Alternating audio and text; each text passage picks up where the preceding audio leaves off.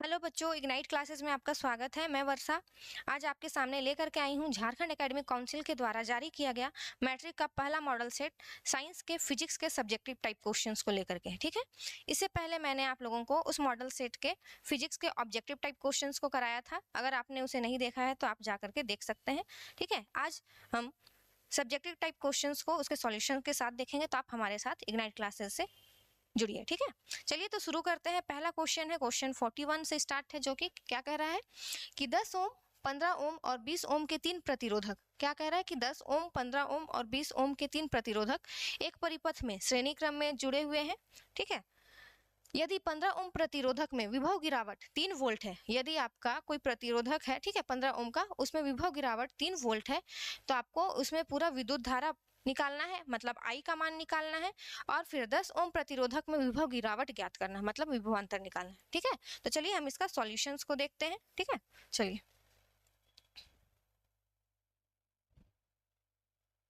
चलिए इसका सॉल्यूशन है। पहले क्या क्या दिया हुआ है उसे देखते हैं। हमारे पास क्या है कि हमें 3 प्रतिरोधक दिया हुआ है। ठीक है, 3 प्रतिरोध है, ये पहला प्रतिरोध, ये दूसरा प्रतिरोध, और एक है आपका तीसरा प्रतिरोध। ठीक है, जिसका मान है, इसे हम अगर कहें R1 है, ये R2 है, और ये R3 है। ठीक है, R3 है,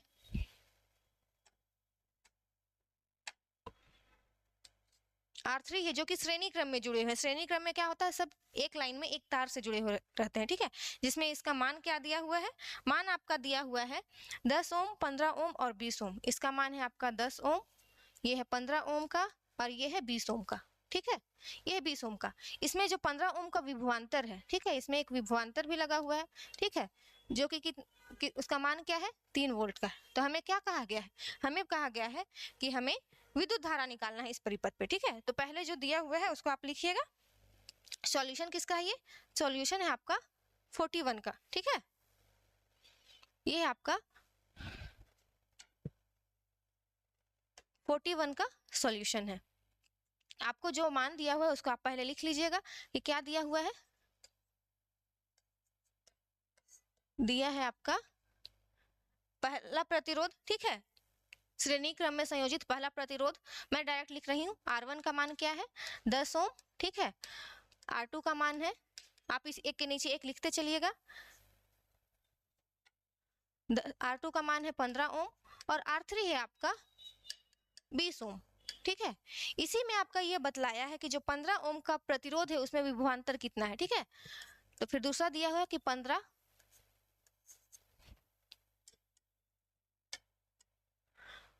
ओम प्रतिरोध,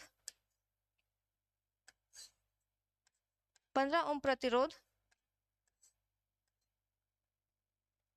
में विभवांतर दिया हुआ है। ठीक है, विभवांतर मतलब भी विभव गिरावट, उसी को बोला जा रहा है। भी दिया हुआ है आपका 3 वोल्ट। ठीक है, हमें क्या बोला गया है कि विद्युत धारा निकालना है परिपथ में। तो हमें क्या निकालना है, एक तो विद्युत धारा निकालना है, जिसे कहते हैं आई। ठीक है, और एक हमें निकालना है, फिर क्या बोला गया था, हमें बोला गया है क्वेश्चन के अकॉर्डिंग कि हमें विद्युत धारा के साथ 10 ओम प्रतिरोधक के लिए विभव गिरावट, मतलब, और एक निकालना है 10 ओम प्रतिरोध का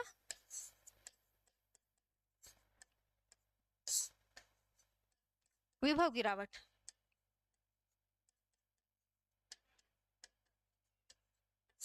देखिए, अगर ये आपका भी है, R2 के साथ है, तो अगर हम इसे V2 माने, ठीक है, अगर इसे हम V2 माने तो 10 ओम के लिए अगर हमारा जो विभवांतर निकालना है ये V1 हो सकता है। ठीक है, तो हमें इसका मान भी निकालना है, तो ये क्या हो जाएगा, हमें निकालना है V2।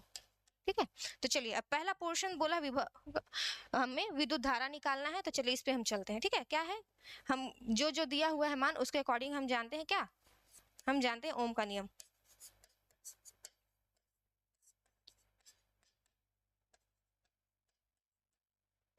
ओम के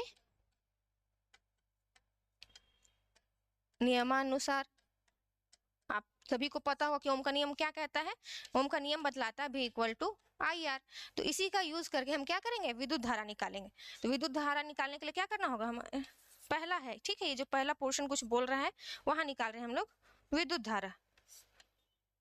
विद्युत धारा कैसे निकलेगा, आई का मान निकालना है तो आई हमारा क्या हो जाएगा V/R। ठीक है, यहाँ पर हम इसका मान पुट करेंगे। मान कितना दिया है पूरा इस पे, तो हमारा दिया हुआ है 3 वोल्ट का। ठीक है, 3 वोल्ट है और प्रतिरोध कितना है हमारा जो दिया हुआ था पहले, उसमें हमारा 15 ओम के साथ दिया हुआ है, तो हम 15 लिखेंगे। जब इसको सॉल्व करेंगे तो ये हमारा क्या हो जाएगा 1/5, जिससे हम सॉल्व करेंगे तो 0.2 क्या हो जाएगा एम्पियर। ये हो गया, मतलब हमारा जो विद्युत धारा है कितना हो रहा है 0.2 एम्पियर का विद्युत धारा प्रवाहित हो रहा है। अब आप लोग ये इस बातों का ध्यान रखिएगा कि क्या है ये जो श्रेणी क्रम में है, श्रेणी क्रम में विद्युत धारा समान मात्रा में बहता है। ठीक है, तो अगर हमारा R1 के पास विद्युत धारा प्रवाहित होगा, अगर यह I1 यहाँ होगा तो I1 भी हमारा 0.2 एम्पियर का होगा। R2 में भी I2 का मान 0.2 एम्पियर का होगा। R3 में भी हमारा 0.2 एम्पियर का विद्युत धारा प्रवाहित होगा। ठीक है, तो आपका पहला पोर्शन जो हमें विद्युत धारा निकालना था वो कितना आ गया 0.2 एम्पियर। ठीक है, समझ गए आप लोग। अब हम लोग इसी के दूसरा पार्ट पे चलते हैं। ठीक है, नेक्स्ट क्या हमें बोला था निकालने के लिए, हम इसे निकाल चुके हैं विद्युत धारा। ठीक है, और अब हमें निकालना है 10 ओम प्रतिरोध का विभव गिरावट। तो अब इस पे चलते हैं, क्या है दूसरा। अब चूंकि क्या कि श्रेणी क्रम में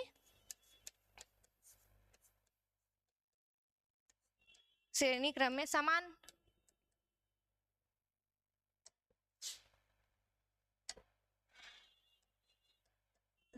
मात्रा में क्या होता है, समान मात्रा में विद्युत धारा प्रवाहित होती है।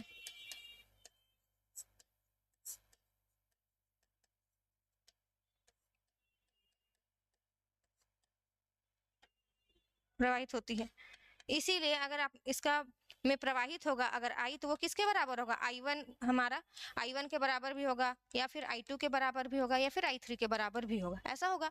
तो अगर हमें V2 का मान निकालना है तो ठीक है 10 ओम प्रतिरोध के लिए, इसलिए मैं थोड़ा सा इसे क्या करती हूँ इधर लिख देती हूँ। ठीक है,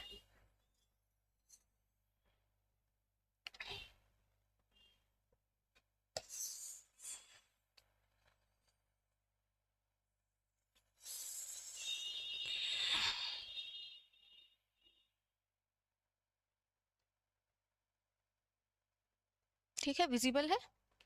ठीक है, ठीक है। तो हम श्रेणी क्रम में क्या होगा समान मात्रा में विद्युत धारा प्रवाहित होगी, तो हमें क्या निकालना है, हमें निकालना है इसीलिए 10 ओम प्रतिरोध के लिए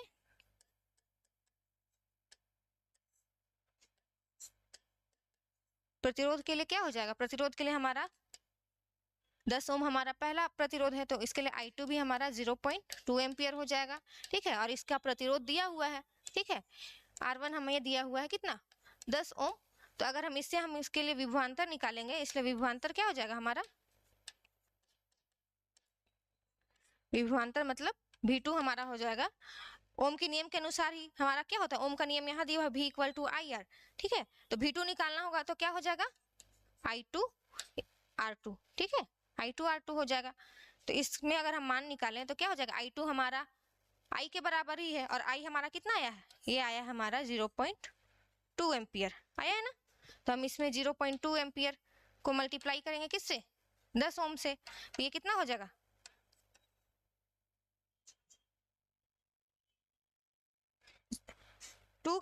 2 वोल्ट, यही आ रहा है 2 वोल्ट। ये आपका हो गया ना विभवांतर, कितना आ गया 2 वोल्ट का विभवांतर आ गया, यही हमारा इसमें बोला गया था। तो आप लिख सकते हैं 2.0 वोल्ट को ही आप 2 वोल्ट बोलेंगे, अतः नीचे लिख सकते हैं अतः 10 ओम प्रतिरोध का विभवांतर क्या होगा, विभवांतर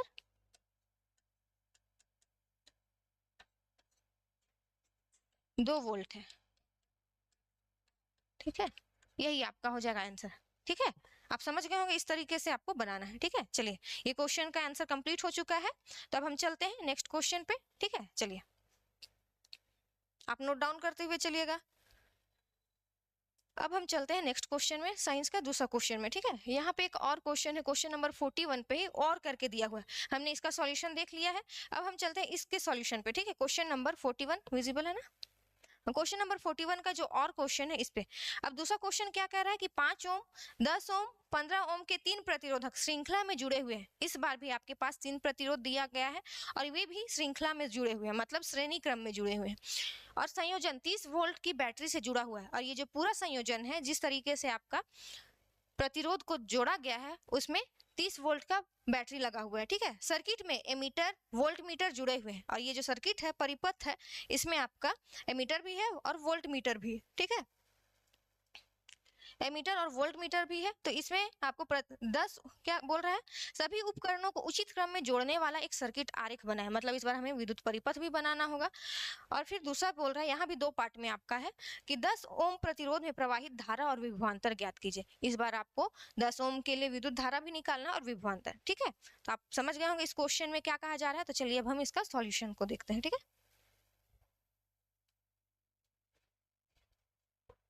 ये आपका पुराना क्वेश्चन का था। अब चलते हैं हम लोग नेक्स्ट पेज पे।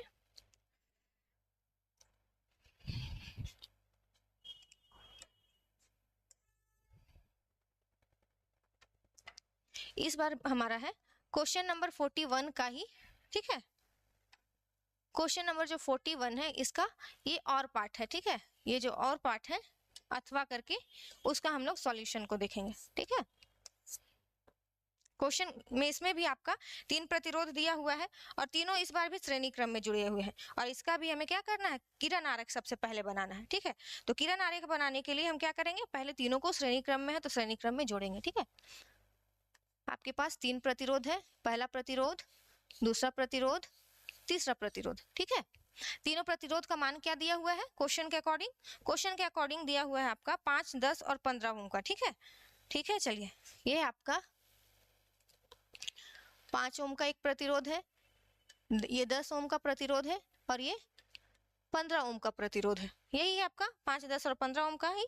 और ये हम क्या है, 30 ओम के बैटरी से जुड़ा हुआ है, तो हम इसको 30 ओम के बैटरी से जोड़ देते हैं। ठीक है, साथ ही साथ इसमें आपका क्या है, एक तो एमीटर भी लगा हुआ है और फिर वोल्ट मीटर भी लगा हुआ है। ठीक है,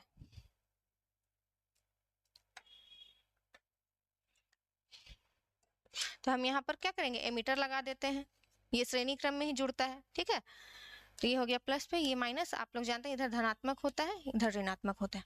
अब आपको साथ ही साथ यहाँ पर क्या बोला है, एक वोल्ट मीटर भी लगा हुआ है। किससे, 10 ओम के सर्किट में एमीटर और वोल्ट मीटर जुड़े हैं, सभी उपकरणों को उचित क्रम में जोड़े। और क्या बोल रहा है, 10 ओम प्रतिरोध में प्रवाहित विद्युत धारा, मतलब कहीं ना कहीं आपका वोल्ट मीटर भी लगा हुआ होगा। ठीक है, तो हम वोल्ट मीटर भी लगा देते हैं, कुछ ऐसा वोल्ट मीटर। ये है आपका किरण आरेख। ठीक है, ये आपका किरण आरेख कुछ इस तरीके से, ये है आपका 30 वोल्ट का बैटरी से, ये आपका किरण आरेख है। इस तरह से आप दिखा सकते हैं। ये हो गया आपका R1, R2 और R3।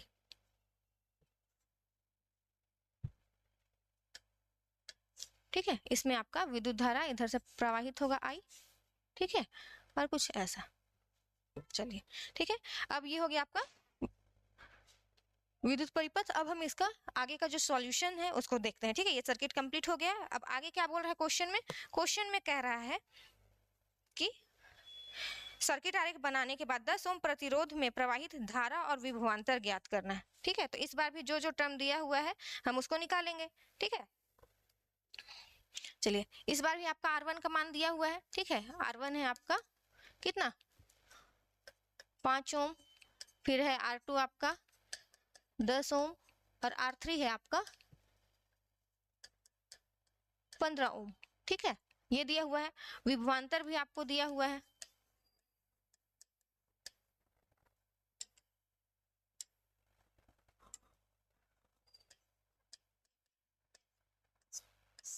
विभवांतर भी दिया हुआ है आपका 30 वोल्ट। ठीक है, तो हमें क्या निकालना है, हमें 10 ओम प्रतिरोध के लिए विद्युत धारा और परिपथ। उससे पहले हम क्या करेंगे, समतुल्य प्रतिरोध निकालेंगे अगर। ठीक है, तो क्या हो जाएगा हमारा, इसका क्या निकल जाएगा, सभी को हम जोड़ देंगे। अगर R को, R सीरीज में है तो सारे का मान जोड़ देंगे, R1 plus R2 plus R3। तो इस तरीके से हमारा ये क्या आ जाएगा, 30 वोल्ट। यही आ जाएगा ना, 30 ओम का क्या हो जाएगा, समतुल्य प्रतिरोध निकल जाएगा। अब हमें क्या निकालना है, क्वेश्चन में क्या कह रहा है, क्वेश्चन है मेरे पास, उसमें कह रहा है आपको कि सभी उपकरणों को उचित सर्किट आरेख बना लिया, 10 ओम प्रतिरोध में प्रवाहित विद्युत धारा, ठीक है।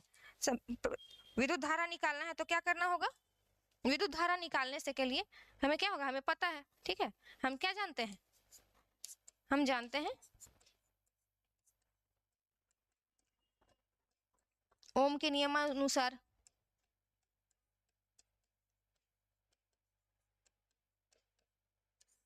क्या होता है, V बराबर IR, यही होता है, ठीक है। तो हमें क्या करना है, 10 ओम के लिए निकालना है, ठीक है, विद्युत धारा। इसलिए 10 ओम प्रतिरोध के लिए विद्युत धारा,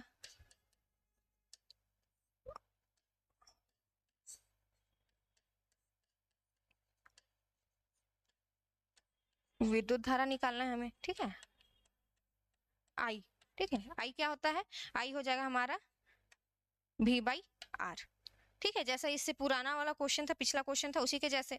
अब चूंकि श्रेणी क्रम में है तो विद्युत धारा समान मात्रा में बहेगा, तो एक तरह से यहाँ पर जो विद्युत धारा निकलेगा ये क्या होगा, कुल विद्युत धारा भी निकल सकता है, ठीक है, जो प्रवाहित हो रहा है। तो हम अगर इसमें इसका मान निकालेंगे 10 ओम के लिए, तो क्या है यहाँ पे 10, और हमें वोल्ट दिया हुआ 30 वोल्ट है ना, 1 मिनट, विभवांतर है हमारे पास 30 वोल्ट का, और जो प्रतिरोध है हमें 10 ओम का निकालना है, ठीक है। तो ये कितना आ जाएगा, ये हमारा आ जाएगा 3 एम्पियर का, ठीक है, ठीक है ना। I = V/R, यही है आपका दिया हुआ। 1 मिनट रुकिएगा आप लोग,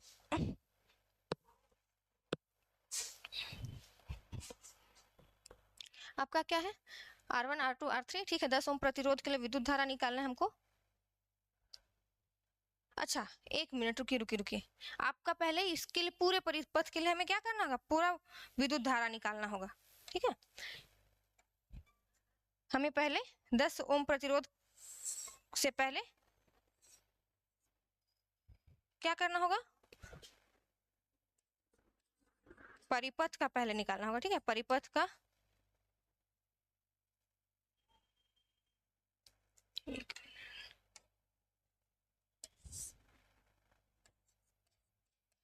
प्रवाहित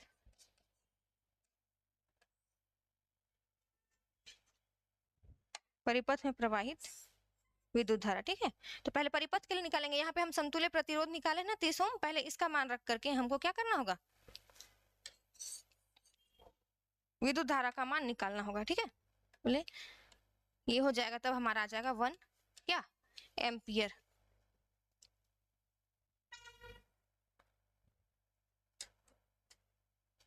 1 एम्पियर। विद्युत धारा कितना प्रवाहित हो रहा है, पूरे विद्युत परिपथ में आपका 1 एम्पियर का विद्युत धारा प्रवाहित हो रहा है, ठीक है। ये आपका पहला पार्ट का आंसर है। अब इसमें हम लोग क्या करेंगे, इसे थोड़ा मैं छोटा कर देती हूँ,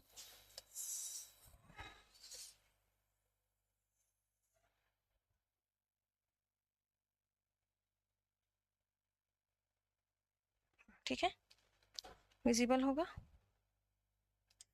ठीक है। हाँ, पूरे परिपथ में हमारा कितना एम्पियर का विद्युत धारा प्रवाहित हो रहा है, 1 एम्पियर का विद्युत धारा प्रवाहित हो रहा है, ठीक है। अब हम अगर 1 एम्पियर का विद्युत धारा प्रवाहित हो रहा है तो इस तरीके से हमारा क्या होगा, चूंकि हम जानते हैं कि श्रेणी क्रम में क्या होता है, चूंकि श्रेणी क्रम में समान मात्रा में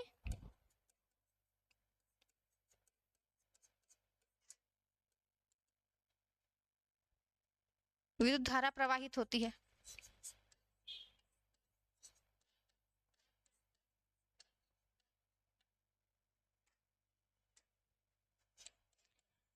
प्रवाहित होती है, जैसे इससे पहले वाले क्वेश्चन में था होती है, उसी तरीके से क्या होगा,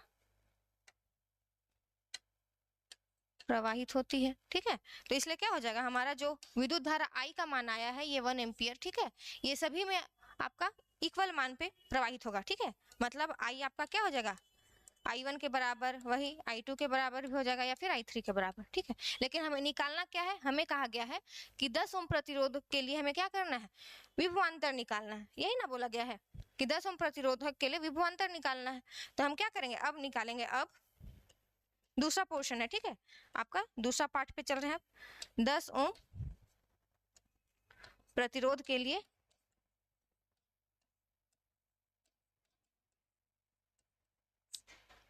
विभवांतर। ठीक है, मतलब 10 ओम कहाँ है आपका, यहाँ पर है। अगर इसमें यहाँ I1 करंट पास होगा, यहाँ I2, तो फिर 10 ओम के लिए क्या हो जाएगा I2। ठीक है, तो इसके लिए हम यहाँ पर क्या कर सकते हैं, इसको V2 ही ओम के नियम के अनुसार I2 और V2 करके ले सकते हैं ना। तो हमारा क्या हो जाएगा, V2 equal to I2 R2, कुछ ऐसा हो जाएगा। अब हम मान रखेंगे। ठीक है, V2 कैसे आया, क्योंकि अगर यही हमारा इस परिपथ को अगर हम क्या करें, कुछ ऐसा बना रहा, ठीक है, और सभी में अलग अलग वोल्ट मीटर लगा रहेगा, ठीक है, तो ये V1 हो जाएगा, ये आपका V2 हो जाएगा, उसी तरीके से ये हो जाएगा V3 हो जाएगा ना, फिर बाकी आपका ऐसा।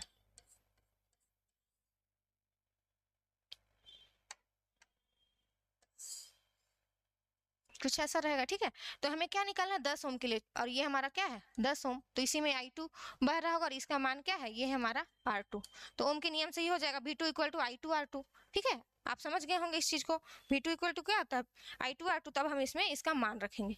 ठीक है, तो I2 का मान कितना है, जो हमारा पूरे सर्किट में प्रवाहित हो रहा है, विद्युत धारा वह हो रहा है 1 एम्पियर का, और R2 का मान कितना है, R2 है हमारा 10 ओम का। ठीक है, तो हमारा ये हो जाएगा कितना 10 वोल्ट। ठीक है, यही आपका आंसर हो जाएगा। ठीक है, आप समझ गए होंगे, आई होप आपको ये समझ में आ गया होगा। ठीक है, कि क्या बोला था, पहले हमें पूरा विद्युत धारा निकालना था, उसके बाद फिर हमें क्या करना था, इस 10 ओम के प्रतिरोध के लिए विभवांतर निकालना था। तो आपका ये 2 आंसर हो जाएगा। ठीक है, यही है। चलिए, आई होप आप ये क्वेश्चन नंबर 41 दोनों समझ गए होंगे। तो हम चलते हैं नेक्स्ट क्वेश्चन में। ठीक है, नेक्स्ट क्वेश्चन है आपका 41 के बाद क्वेश्चन नंबर आपका है 42। ठीक है,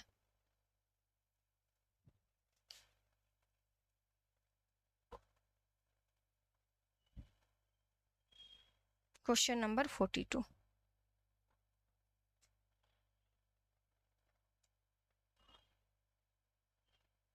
ये क्वेश्चन नंबर 42। ठीक है, नेक्स्ट है फिजिक्स का क्वेश्चन। क्वेश्चन नंबर 42 क्या कह रहा है, एक समान चुंबकीय क्षेत्र में, एक समान चुंबकीय क्षेत्र में रखे धारावाही चालक द्वारा अनुभव किए गए बल की दिशा निर्धारित करने के लिए प्रयुक्त नियम का नाम, विवरण तथा उदाहरण सहित क्या करना है, व्याख्या करना है। मतलब आपको क्या बोल रहा है कि एक समान चुंबकीय क्षेत्र है, वहां पर धारावाही चालक तार द्वारा जो फोर्स को वो अनुभव करता है, वो जो फोर्स के बारे में जो बताया गया है वो कौन से नियम के द्वारा बताया गया है, तो उस नियम का नाम लिखना है, उसके बारे में विवरण देना है, और साथ ही साथ उदाहरण सहित हमें व्याख्या करना है। ठीक है, तो चलिए हम इसका सॉल्यूशन को देखते हैं। ठीक है, इसके सॉल्यूशन पे चलते हैं। नेक्स्ट है आपका सॉल्यूशन, इसका हम देख के चले तो आपका क्या बोल रहा है, किसी जब हम लोगों ने 2 नियम पढ़ा है। एक आपका फ्लेमिंग के द्वारा बताया गया है कि जब फ्लेमिंग के दक्षिण हस्त अंगुष्ठ नियम है, एक आपका फ्लेमिंग का दायां हाथ का नियम, और एक है बायां हाथ का नियम। ठीक है, जिसमें हमारा एक नियम बताता है विद्युत धारा की दिशा को बतलाता है। ठीक है, कहीं एक नियम हमें चुंबकीय क्षेत्र के बारे में भी बताता है। तो इस क्वेश्चन में आपका क्या कहा है, इस क्वेश्चन में आपको कहा गया है कि क्या कर रहा है कि अनुभव किए गए बल की दिशा निर्धारित करने वाले प्रयुक्त नियम का नाम लिखे। तो हमें बल के बारे में कौन बतलाता है, बल के बारे में हमें जो फ्लेमिंग का बायां हाथ का नियम है वही बतलाता है। ठीक है, तो चलिए इसे हम लिखते हैं।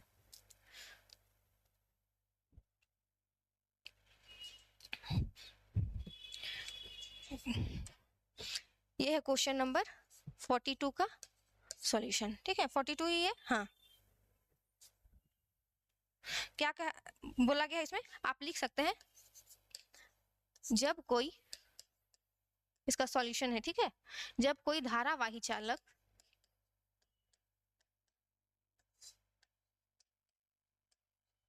किसी चुंबकीय क्षेत्र में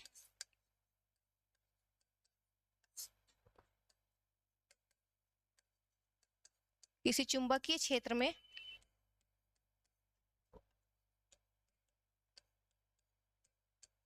रखा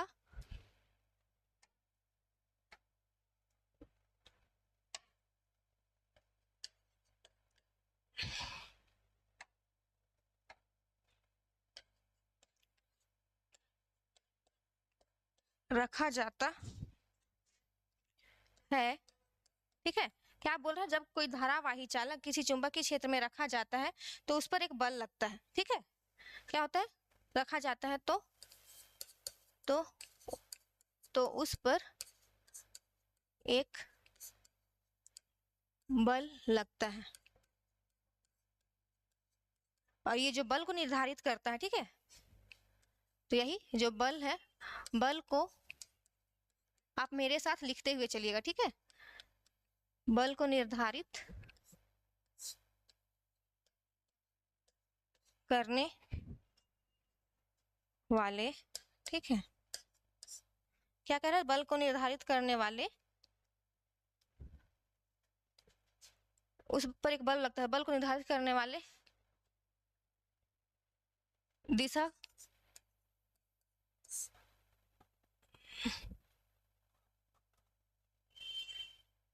बल को निर्धारित करने वाले दिशा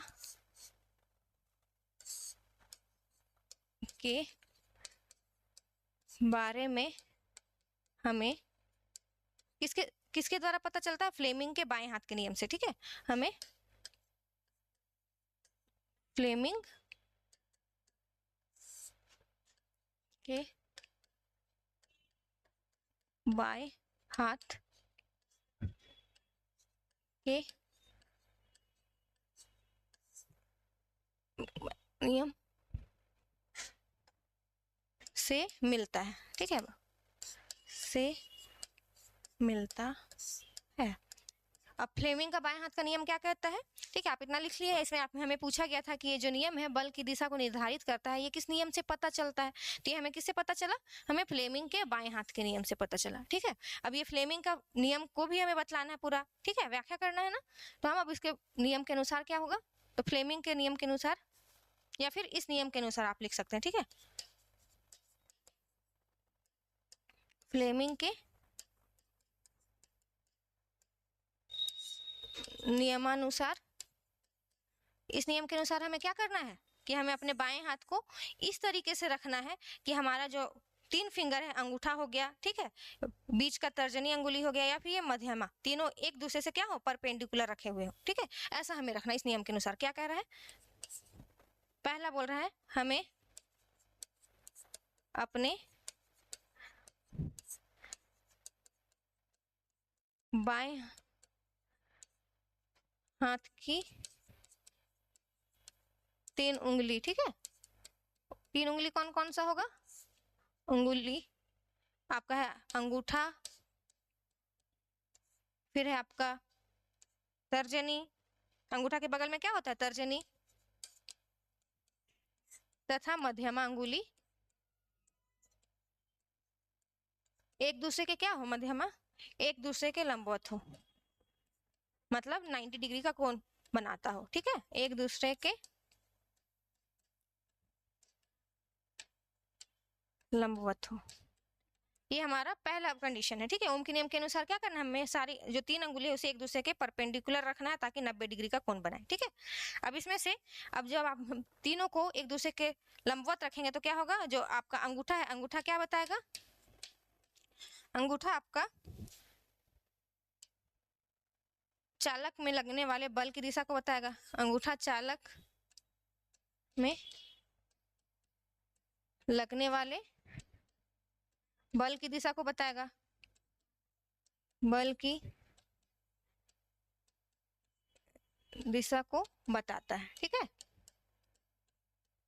वहीं आपका मध्यमा क्या करेगा, दूसरा तीसरा है आपका, यही आपका मध्यमा, सॉरी तर्जनी, अंगूठा के बाद तर्जनी, ठीक है, तर्जनी चुंबक के क्षेत्र की दिशा बताएगा,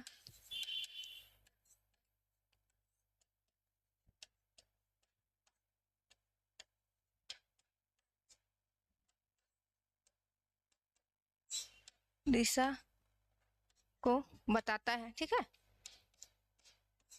और लास्ट हमारा कौन सा अंगुली हो गया, लास्ट हो गया हमारा मध्यमा, ठीक है। तो मध्यमा किसका जानकारी देता है, मध्यमा हमें विद्युत धारा की दिशा के बारे में बताया कि करंट आपका किस डायरेक्शन में फ्लो कर रहा है, ठीक है। मध्यमा विद्युत धारा, ठीक है, विद्युत धारा की दिशा की जानकारी देता है।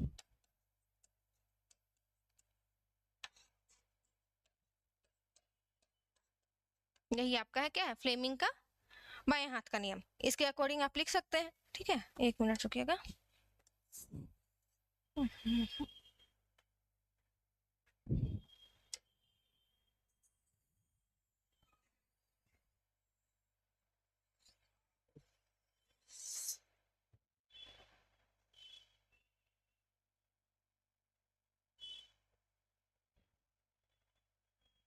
ठीक है, क्या कर विद्युत धारा की दिशा की जानकारी देता है, ये हो गया आपका फ्लेमिंग का नियम, ठीक है। आप इसको अब ड्रॉ कर सकते हैं,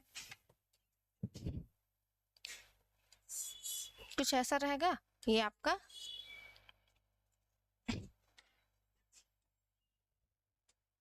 कैसे रखना है, हमें तीनों को एक दूसरे के लंबवत रखना है, ठीक है। 90 डिग्री का कोण बनाते हुए रखेगा, ठीक है। तो इसमें हम क्या करेंगे, बायां हाथ बनाएंगे। तो कुछ ये आपका अंगूठा हो गया, तो ये आपका तर्जनी हो गया, और इसी पे मुड़ते हुए पे क्या हो जाएगा,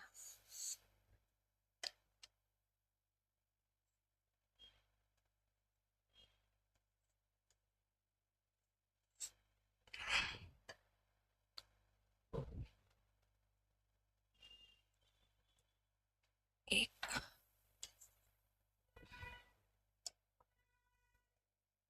एक आपका ये मध्यमा हो गया। यहीं से फिर आपका बाकी अंगुली क्या होती है, मुड़ी हुई रहती है, ठीक है। कुछ इस तरीके से आपका अंगूठा होगा। ये अंगूठा है आपका, ठीक है, ये अंगूठा है,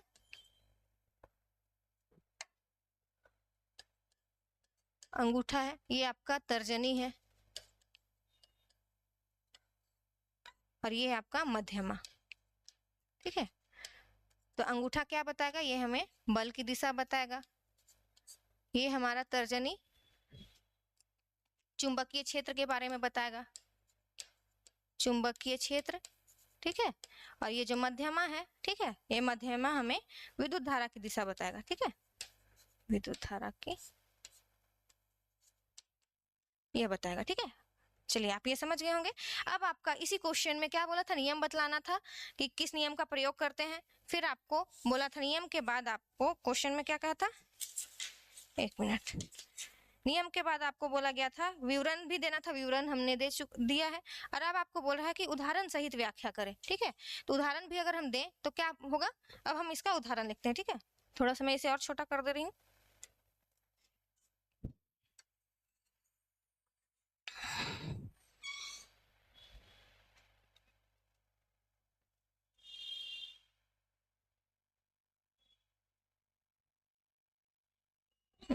ठीक है, चलिए, अब आपका नियम भी हो गया, विवरण भी हो गया, तो अब हम इसका उदाहरण भी लिखते हैं। उदाहरण दे सकते हैं ना, कैसे हो सकता है कि जब कोई इलेक्ट्रॉन, ठीक है, जब कोई इलेक्ट्रॉन किसी चुंबकीय क्षेत्र में प्रवेश करता है लंबवत, तो क्या होगा, वो उस बल की दिशा भी बताएगा और किस डायरेक्शन में आपका करंट बहेगा इसको भी बताएगा, ठीक है। आप एक उदाहरण से ले सकते हैं, ठीक है, कि मान लीजिए आपका ये आपका चुंबकीय क्षेत्र है, ये सारे क्या है, चुंबकीय क्षेत्र है, और इसी के लंबवत क्या हो, कोई इलेक्ट्रॉन क्या हो, लंबवत पास हो, तो आपका जो विद्युत धारा की दिशा, इसमें जो बल लगेगा वो किस ओर होगा, इसको हम देखेंगे, ठीक है। उदाहरण में हम इसी को लेकर के चलेंगे कि क्या है, जब कोई इलेक्ट्रॉन इसी को, ठीक है, जो इलेक्ट्रॉन है, इलेक्ट्रॉन आपका लंबवत प्रवेश कर रहा है, ठीक है। जब कोई इलेक्ट्रॉन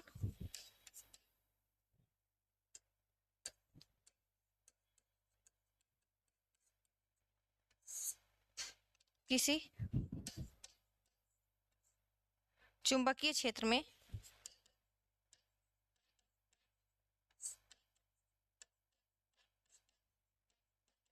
प्रवेश करता है,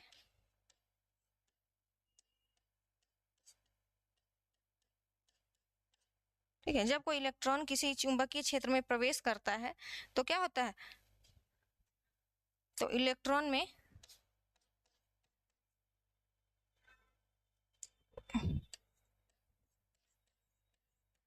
इलेक्ट्रॉन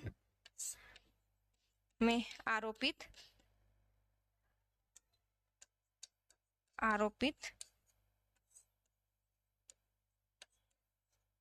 बल की दिशा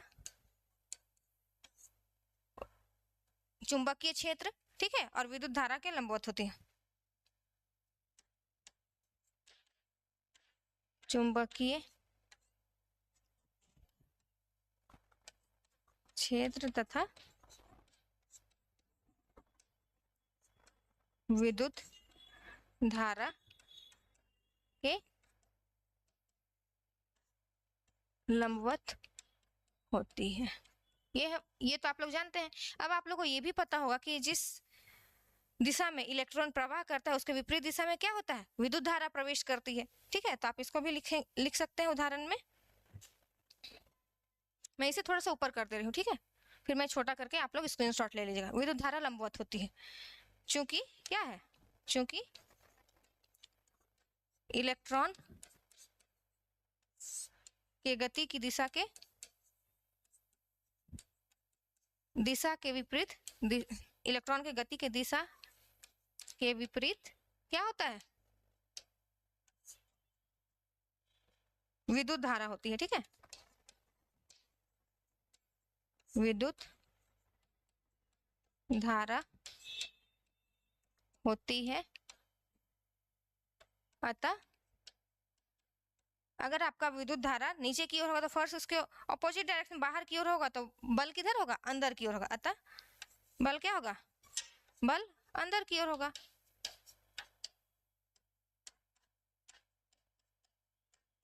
यही आपका क्या है, उदाहरण हो सकता है। आप इससे भी समझ सकते हैं या इससे भी समझ सकते हैं। अगर आपका विद्युत धारा इधर प्रवेश कर रहा है तो कहीं ना कहीं क्या है, ये बल आपका ऐसे रखिएगा, ठीक है, तो आपका अंगूठा किधर चला जाएगा, विद्युत धारा अगर आप लोगों को दिखाई दे रहा होगा, अगर ये हमारा विद्युत धारा बतलाता है तो इलेक्ट्रॉन आपका इधर जा रहा है, ठीक है। इसके ऑपोजिट साइड में अंगूठा हमें क्या करता है, फोर्स के बारे में ही बताता है, बल की जानकारी देता है। और बल हमारा किस ओर होगा, अंदर की ओर होगा, मतलब उसके विपरीत दिशा में होगा, ठीक है। यही आपका उदाहरण है। ये आप समझ गए होंगे आई होप। तो चलिए इसे आप स्क्रीनशॉट ले लीजिएगा, मैं थोड़ा इसे छोटा कर दे रही हूँ, ठीक है, आप लोगों को इतने में विजिबल होगा। ये है आपका क्वेश्चन नंबर 42 का आंसर, ठीक है। चलिए अब हम चलते हैं नेक्स्ट क्वेश्चन में।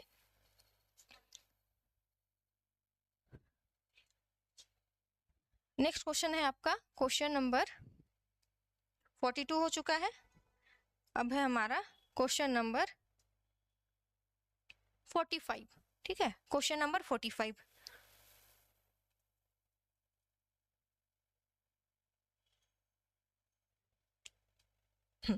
चलिए क्वेश्चन नंबर 45 भी आपका दो पार्ट में दिया हुआ है। क्वेश्चन नंबर 45 क्या बोल रहा है, वायु से किसी माध्यम में प्रवेश करने वाले प्रकाश की चाल वायु में उसके मान की आधी हो जाती है। क्या कह रहा है कि वायु से किसी माध्यम में प्रकाश गुजर रहा है, ठीक है, चल रहा है, तो उस माध्यम में उसका चाल क्या हो जाता है, वायु में चलने वाले प्रकाश के चाल का आधा हो जा रहा है। वायु के सापेक्ष उस माध्यम का अपवर्तनांक ज्ञात कीजिए।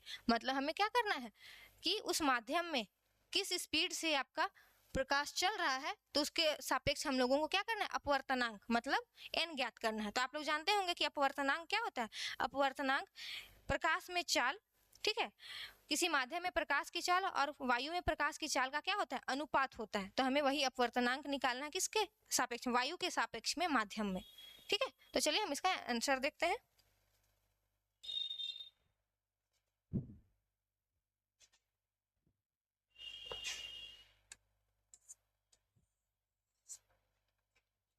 हमें क्या करना है, अपवर्तनांक निकालना है वायु के सापेक्ष में। तो क्या क्या दिया हुआ है पहले हम वो देख लेते हैं। आपका दिया हुआ है कि आपका वायु से किसी माध्यम में प्रवेश करने वाले प्रकाश की चाल वायु में उसके मान की आधी हो जाती है, ठीक है। क्या दिया हुआ है पहले हम उसी को लिखेंगे, ठीक है।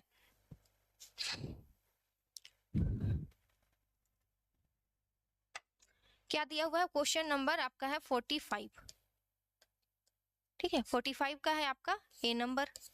पहले आप लोग अगर ये क्वेश्चन रहा आपको तो अपवर्तनांक आप लिखिए कि अपवर्तनांक क्या होता है। तो अपवर्तनांक किसी माध्यम में प्रकाश की चाल और वायु में प्रकाश की चाल का अनुपात होता है, ठीक है, आप उसको लिखिएगा। मुझे लिखने में काफी टाइम लग रहा है तो मैं उसे नहीं लिख रही हूँ, आपको बतला दी हूँ। लास्ट में आप n equal to C by V, आप ये पढ़े ना अपवर्तनांक के बारे में, n equal to C by V, ये वाला का आप यूज करके इसका डेफिनेशन लिखिएगा, ठीक है, जो मैं बोली। अब पहले हम लोग चलते हैं कि जो दिया हुआ है उसका सॉल्यूशन निकालते हैं, ठीक है। क्या दिया हुआ है कि माध्यम में चाल क्या है प्रकाश का,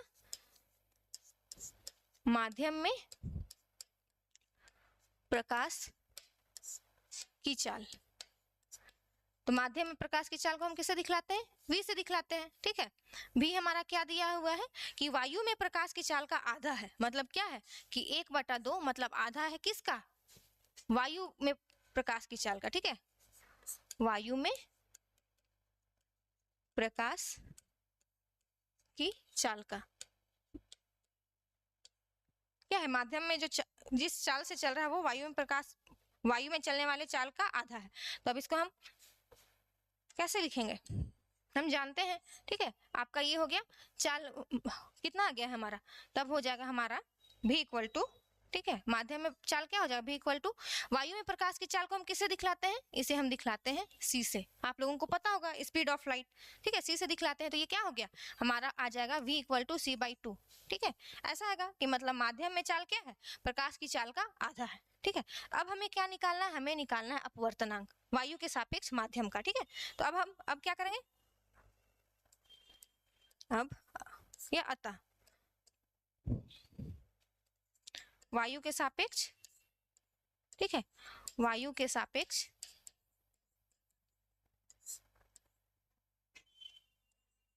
माध्यम का अपवर्तनांक,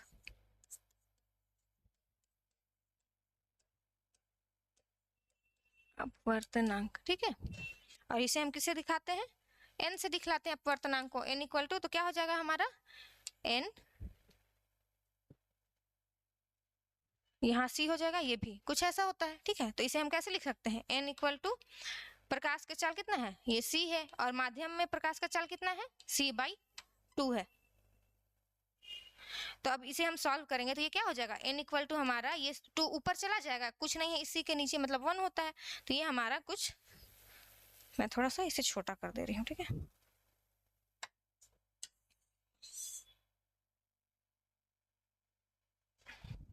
ठीक है,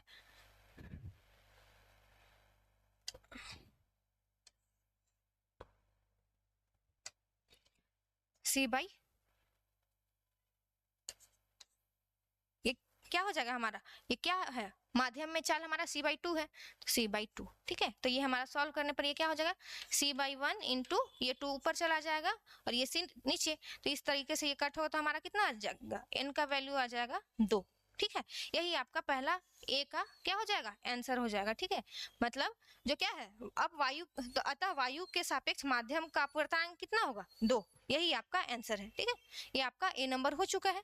चलिए आप लोग इसको नोट डाउन किए होंगे, तो अब हम इसके बी वाले सेक्शन में चलते हैं, ठीक है। अब हम क्वेश्चन नंबर 45 का ही, क्वेश्चन 45 का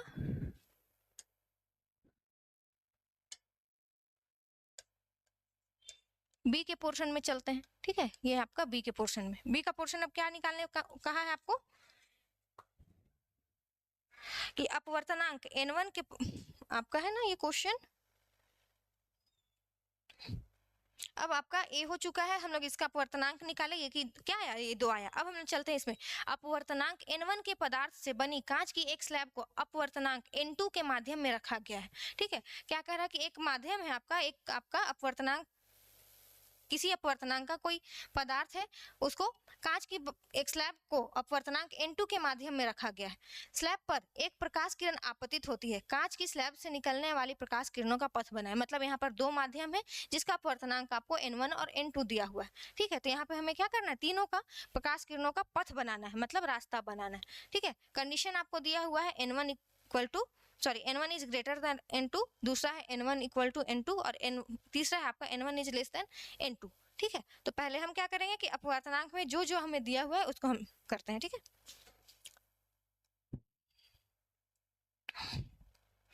बी चल रहे हम, तो हमारा क्या दिया हुआ है कि अपवर्तनांक दिया हुआ है, क्या दिया हुआ है कि कांच का जो अपवर्तनांक है, ठीक है, 2 माध्यम दिया हुआ है, एक आपका माध्यम है n1 और एक माध्यम है आपका n2, ठीक है।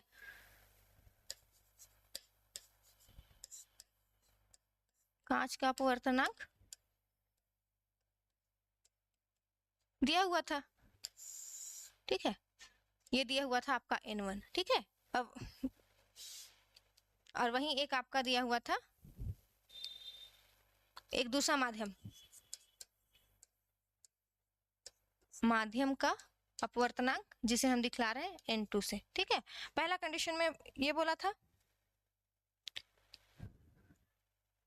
क्या बोल रहा है कि अपवर्तनांक N1 के पदार्थ से बनी कांच की एक स्लैब को अपवर्तनांक N2 के माध्यम में रखा गया है। मतलब कांच का एक स्लैब है, उसको हम लोग N2 माध्यम में रखे हुए हैं, ठीक है। स्लैब पर एक प्रकाश किरण आपतित हो रही है और उसी स्लैब में प्रकाश किरण आपतित हो रही है, गिर रही है, तो हम लोगों को किरण आरेख बनाना है। 3 कंडीशन है, ठीक है, एक एक करके इसी पे देख रहे हैं हम।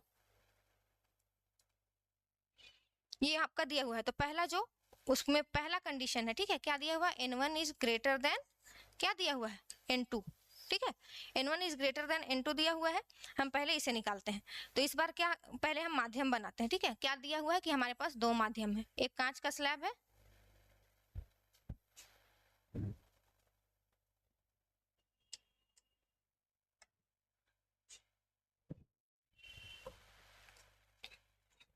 इसे मैं थोड़ा छोटा कर दे रही हूँ ताकि एक ही क्वेश्चन में आपका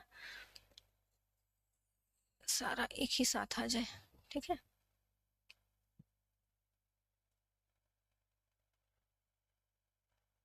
ठीक है, पहला कंडीशन है आपका N1 is greater than N2।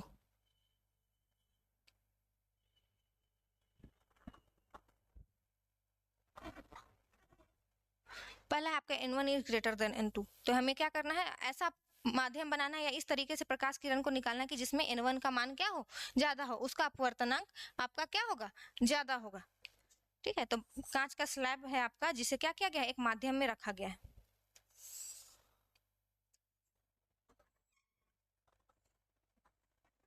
ठीक है। ये आपका एक माध्यम है, इसी में प्रकाश किरण, मान लीजिए अगर आपका क्या हो, N1 का अपवर्तनांक ज्यादा है, मतलब क्या होगा, इसका माध्यम क्या होगा, सघन होगा, मतलब ये हमारा क्या हो सकता है, ये हमारा होगा N1।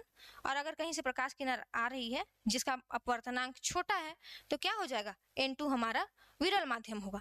तो इसके अकॉर्डिंग अगर हमारा N1 बड़ा है और N2 छोटा है, तो क्या होगा, प्रकाश किरण हमारा कुछ ऐसे आएगी, ठीक है, प्रकाश का किरण होगा। और फिर हम जानते हैं कि टकराने के बाद जो अपवर्तन की घटना होती है, नॉर्मल से क्या होता है, लंबवत से, अगर वो विरल माध्यम से सघन माध्यम में आएगी, तो ये क्या होगा, आपका प्रकाश किरण कुछ ऐसे मुड़ जाएगी, ये क्या होगा, नॉर्मल की ओर झुक जाएगी। यही आपका पहला कंडीशन बोल रहा है कि जिसमें अपवर्तनांक क्या हो, N1 बड़ा हो, तो इसका अपवर्तनांक ज्यादा होने के कारण जो प्रकाश का किरण है वो अभिलंब की ओर झुक जाएगी, ठीक है, क्योंकि यह एक तरह से क्या हो गया, ये आपका सघन माध्यम हो गया, ठीक है, ये आपका सघन माध्यम है। और चूंकि N2 आपका छोटा है, अपवर्तनांक कम है, तो ये आपका विरल माध्यम की भांति कार्य करेगा, ठीक है, विरल है ये, ठीक है, ये समझ गए होंगे। आप इसको लिख सकते हैं N1 is greater than N2 में, तो क्या होगा, इसमें इस कंडीशन में, इसमें,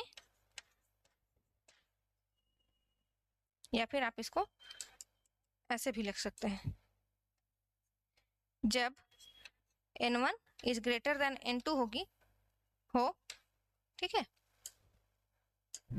हो, तो क्या होगा, प्रकाश किरण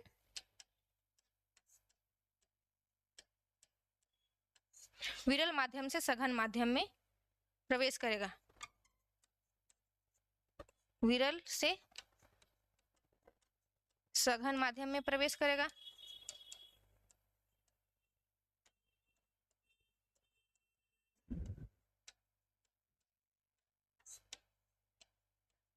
और क्या होगा, अभिलंब की ओर झुक जाएगा, ठीक है,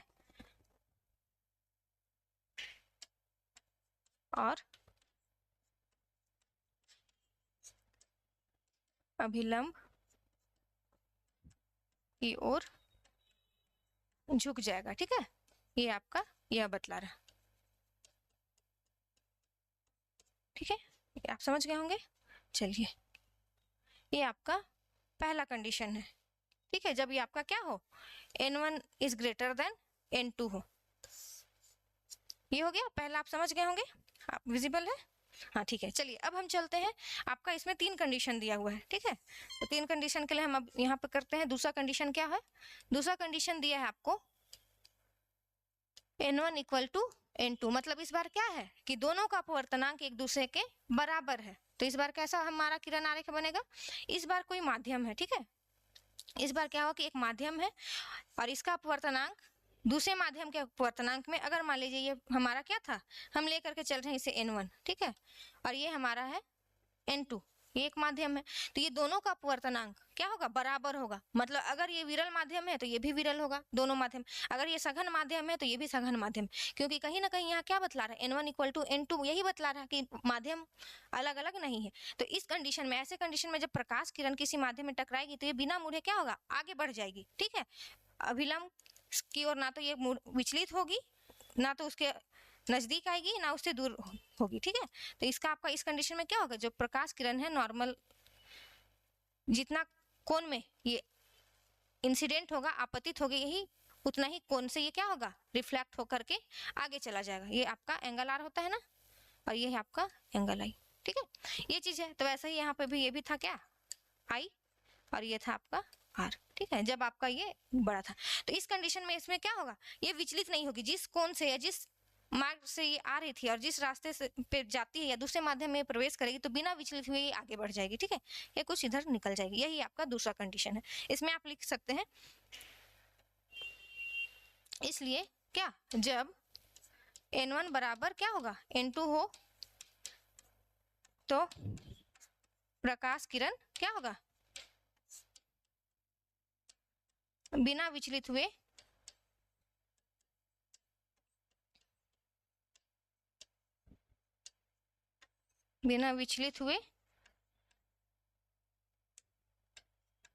सीधी रेखा में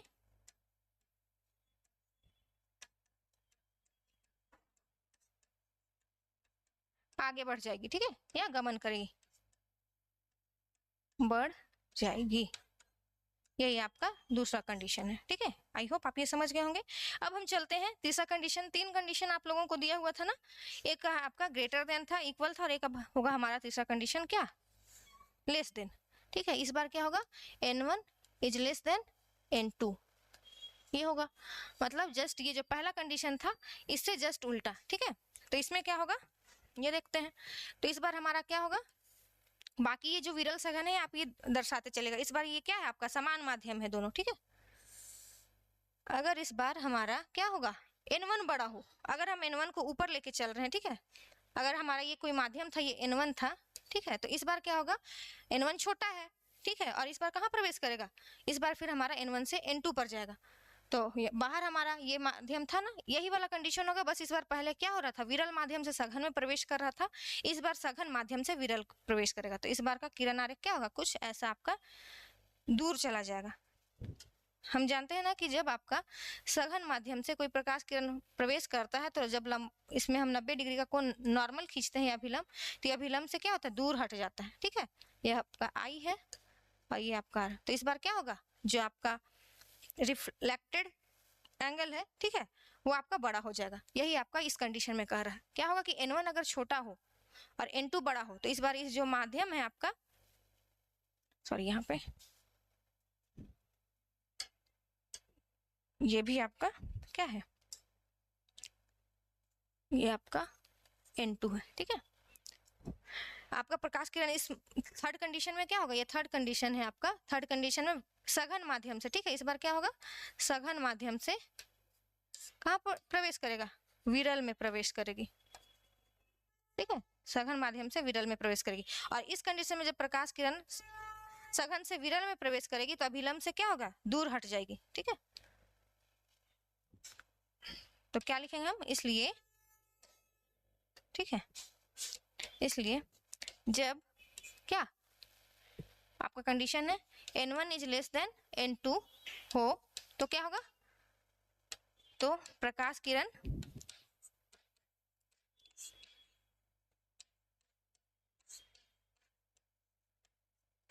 सघन से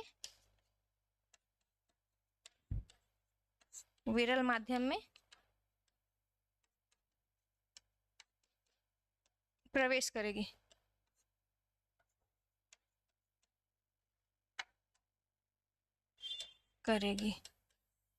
ठीक है। अरे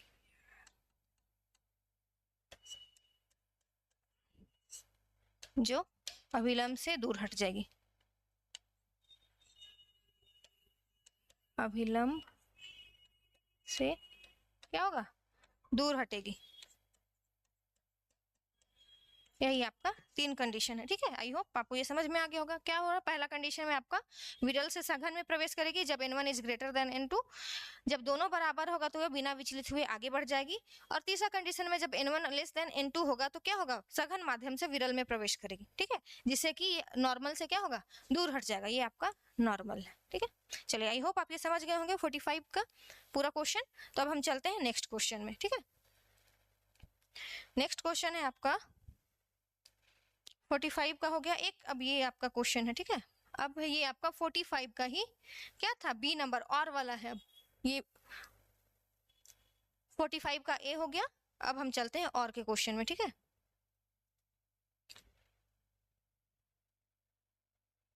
क्या कह रहा है, ये आपका है क्वेश्चन नंबर 45 का। और ऋषभ अपनी हथेली दिखाने के लिए हस्तरेखा विशेषज्ञ के पास गया।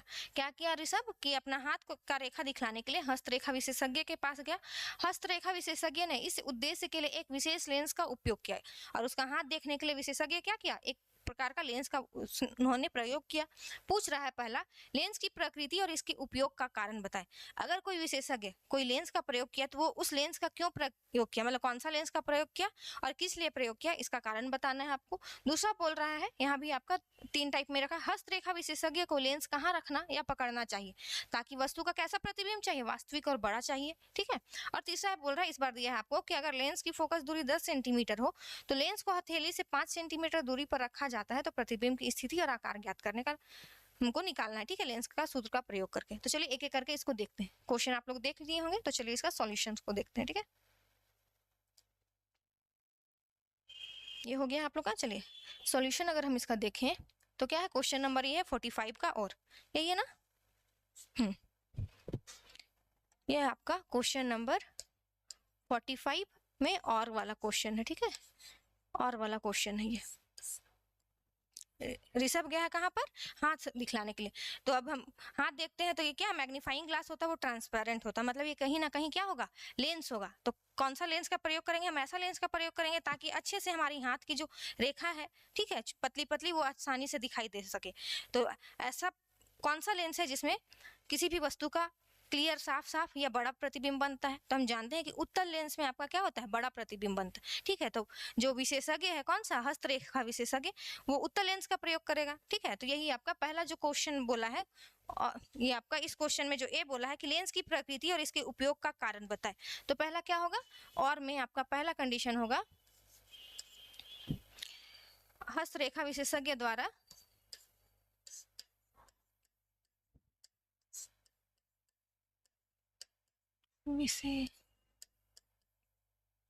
विशेषज्ञ द्वारा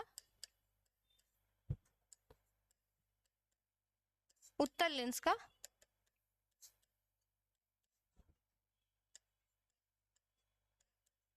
उपयोग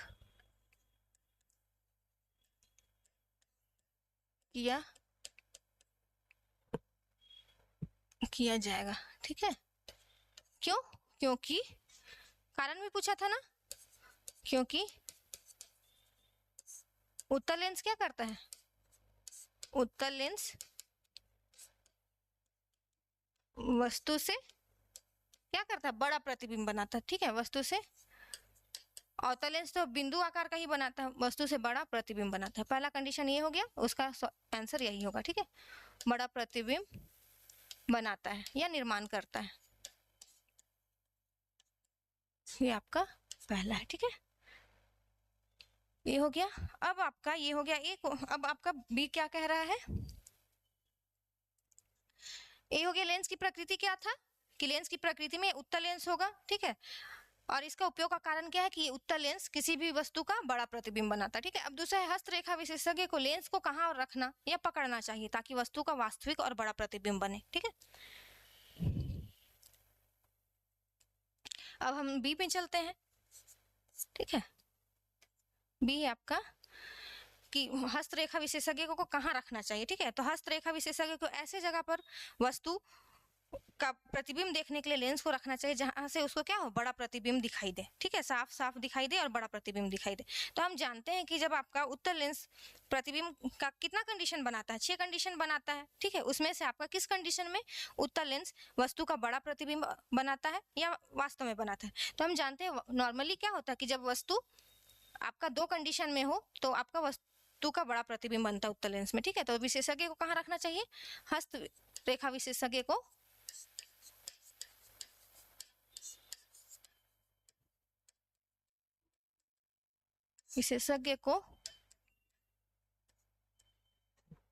लेंस को फोकस पर, ठीक है। एक तो पहला कंडीशन या तो फोकस पे रखें तब भी आपका बड़ा प्रतिबिंब बनता है, आपको पता होगा, फोकस पर, या और भी एक कंडीशन है, ठीक है, फोकस और वक्रता केंद्र के बीच रखना चाहिए।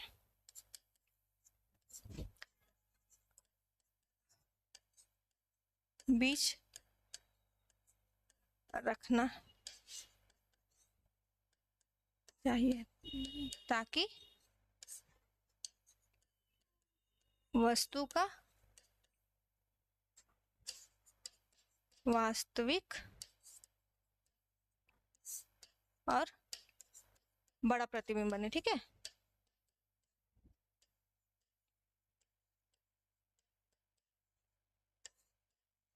ये आपका दूसरा का आंसर हो गया। इसमें क्या कंडीशन होगा कि उत्तल लेंस हमारा कैसा होता है, कुछ ऐसा होता है, ठीक है। इसमें आपका ये प्रकाशिक केंद्र होता है, आपका यहाँ पर क्या होता है, F1 होता है, यहाँ F2 होता है, ठीक है। यहाँ पे 2F1, इधर 2F2, कुछ ऐसा होता है कंडीशन, 2F2, ठीक है। आपको कहाँ बोला, या तो फोकस पे रखना है या फोकस और वक्रता केंद्र के बीच में। एक कंडीशन लेती हूँ, ठीक है। क्या करेंगे हम, अगर यहाँ पर रखें वस्तु को तो क्या होगा, इसका प्रतिबिंब यहाँ से आएगा, उसके यहाँ से जाने के बाद प्रकाश किरण गुजरेगी और फोकस पे ऐसा, ठीक है, क्या होगा, फोकस से होकर के प्रकाश किरण कुछ गुजर जाएगी, ठीक है, ऐसा। और एक कंडीशन में ये फिर आपका क्या होगा, बीच से होके, तो ये कहीं ना कहीं विवर्तित प्रतिबिंब कुछ ऐसा ऐसा बनाएगा ना।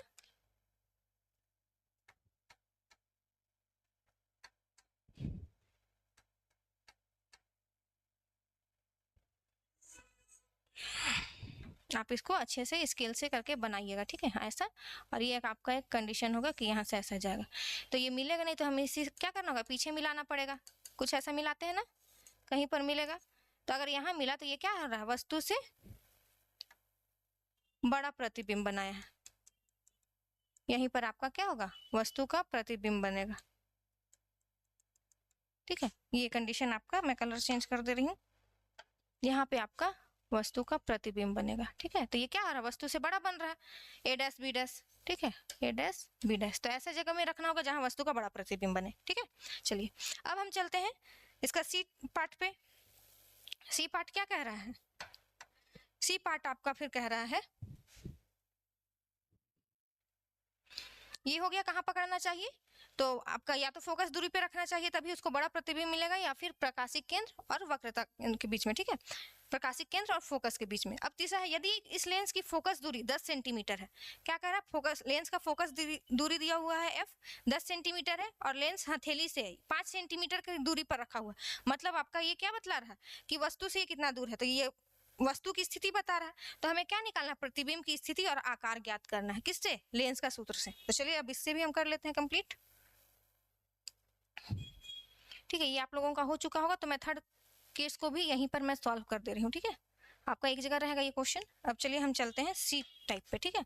सी में क्या कह रहा है कि कहाँ पर रखना होगा, वस्तु का स्थिति निकालना है, तो क्या क्या दिया हुआ है, लेंस का फोकस दूरी दिया हुआ है, ठीक है, दिया क्या है आपका,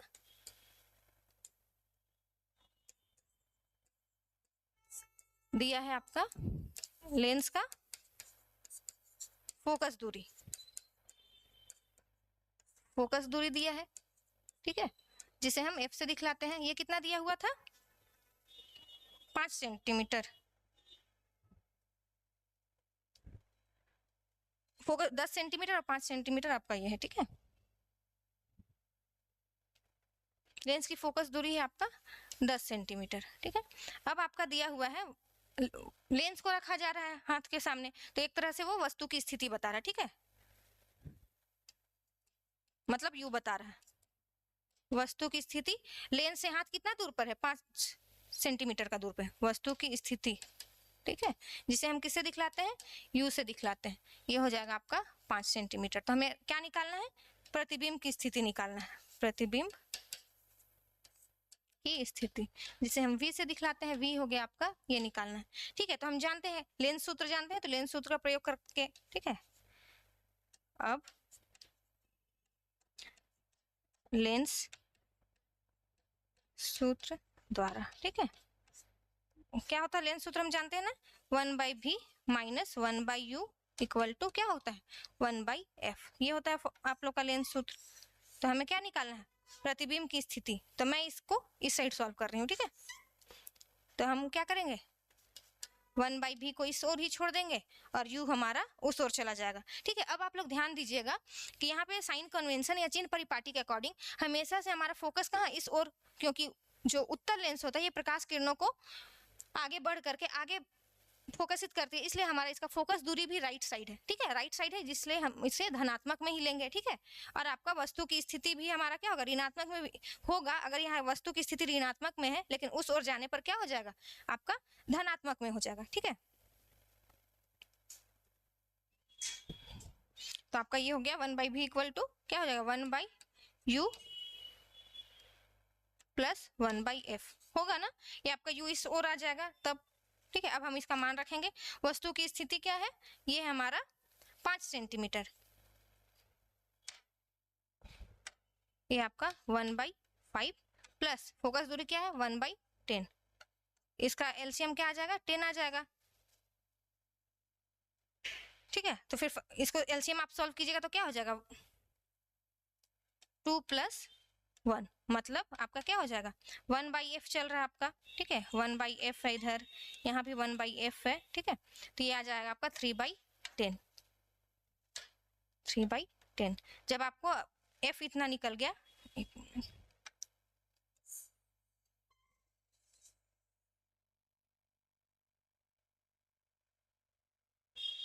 ठीक है, 3/10 आएगा, तो f हमारा कैसे निकलेगा,